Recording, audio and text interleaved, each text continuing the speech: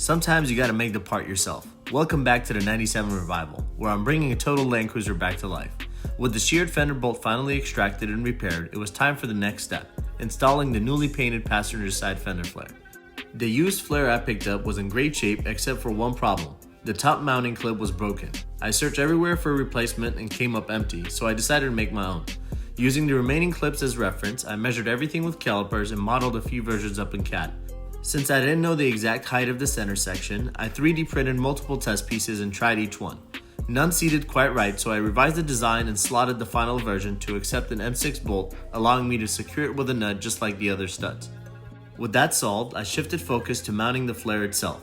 Between the flare and the fender is a foam padding strip with adhesive on both sides. One side bonds to the flare and the other side to the fender. Before sticking anything down, we did a full test fit and used the driver's side as our reference. Once we were happy with the alignment, my dad and I marked the start and end points with masking tape. I scraped off the old padding and adhesive to get a clean surface, then we slowly peeled the backing and pressed the new padding into place, working our way around the flare until it was fully seated. Next up was prepping the fender. Since it was also a used part, it was missing a couple of insert nut clips and a plastic square nut.